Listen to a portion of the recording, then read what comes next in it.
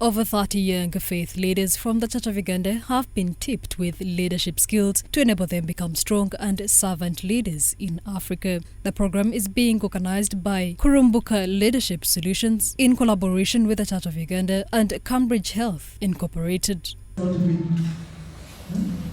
Just like convincing my wife now to do insurance. It's on these grounds that Rev Richard Rukundo, the Principal Youth and Children Coordinator for the Church of Uganda, called upon the government to come up with laws binding and regulating the mushrooming churches in the country. He says some of these have become centers of manipulation for the local man. I believe that some of these pastors need to go to school and be trained as theologians so that when you interpret the Bible, you interpret it in context. Otherwise, I think when government licenses everybody to become a pastor, you come from the ghetto, tomorrow you're a pastor, you come from wherever, tomorrow you're a pastor. Really, I think there should be a standard that before you become a pastor, you should have gone theological school, trained, so that you know how to interpret scripture, you know how to lead people, you know how to get some of these leadership skills. And I think that's failing us with this government. We haven't yet regulated who can become a leader. Even someone who becomes a witchcraft can start a church and comes a shrine where they're just pouring water on people and doing some witchcraft, and the church is there. So I think we really need to get to say who is minimum, but also the pastors themselves, being a team, build the roots. So if you are a church, do you have a structure? Do you have leaders? Are you audited? Rukundo called upon leaders to serve as an example to the young generation through emulating the example of Jesus Christ. Jesus Christ is a role model in leadership.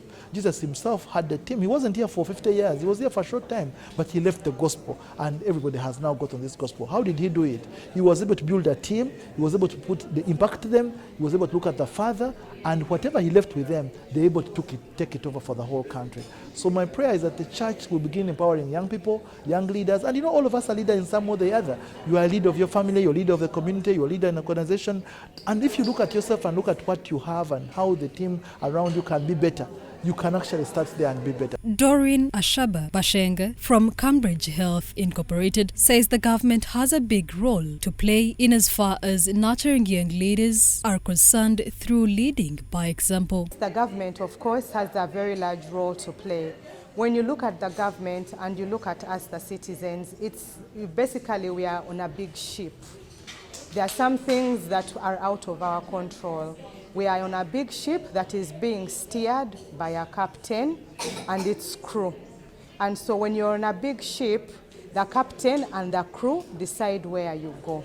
How the government can help is by introducing some of these principles deep down, go to the grassroots in terms of schools. But more importantly, to lead by example. We need leaders who can realize that they are here to serve us as a nation and not so much to take power for themselves. She also highlighted some of the ways through which young leaders can be nurtured into responsible persons who will uphold the country in the near future. It can be nurtured into the upcoming leaders majorly in two ways. The first is actually by sharing with them, like we are doing right here. And the second is by leading by example. The best way to learn is by seeing from the leaders that we follow.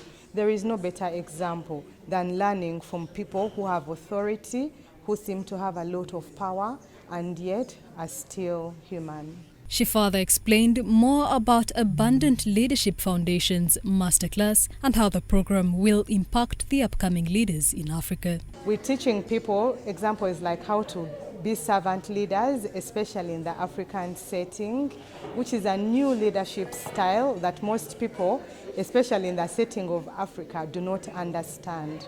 Because most people believe that leadership in Africa is about power. And yet leadership is really about service and helping people that we lead with and work with to also become empowered.